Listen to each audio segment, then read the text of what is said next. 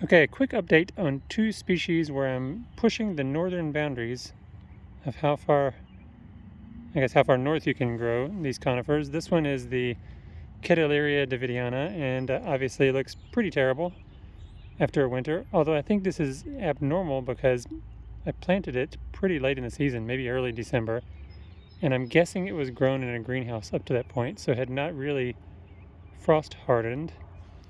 And then obviously we had some pretty cold temperatures this past winter of 21, 22. The good news is it's putting on new growth. Check out that growth. It looks brown, but it's actually new growth sprouting. And I saw online how the new growth comes out kind of brownish and then turns green. I don't know about the very top of the leader there, but definitely all the way down this stalk, new growth coming out. And then on this secondary branching back here, new growth as well all over. So I'm not going to trim this second branch. When I first got it, I thought I would trim that off to establish a single leader early on, but since it got frozen back so bad this past winter, I'm going to leave that on so the tree can gain strength and energy all year from this full set of foliage. And then probably next winter or next spring I'll trim away that secondary trunk behind it to leave this main leader straight trunk in the front here.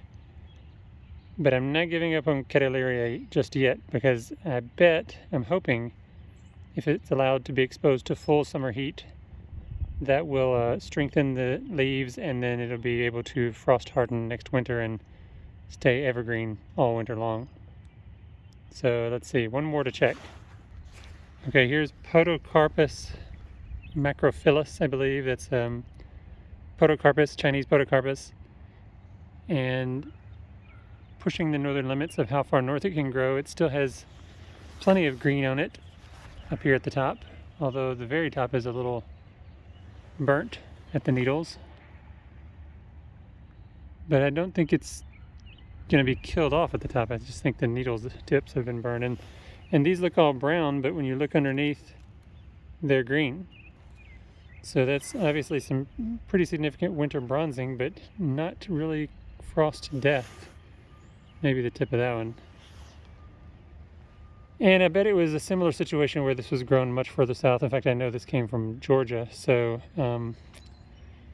if it's exposed to the summer heat and then allowed to frost harden gradually in October, November, I bet it will perform better next winter than it did this winter.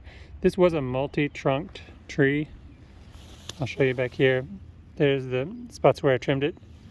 I want it to be single trunked. So I aggressively pruned it back to a single trunk. And I'm going to keep doing that on all of my trees just to make sure there's only one trunk. And this was flattened by the snow. You may have seen in another video, but it's sprang right back up. And that's one of the reasons I want a single trunk, is just to let all the strength go into a single trunk with strong side branching so that it's not damaged next time there's a big snow or ice storm.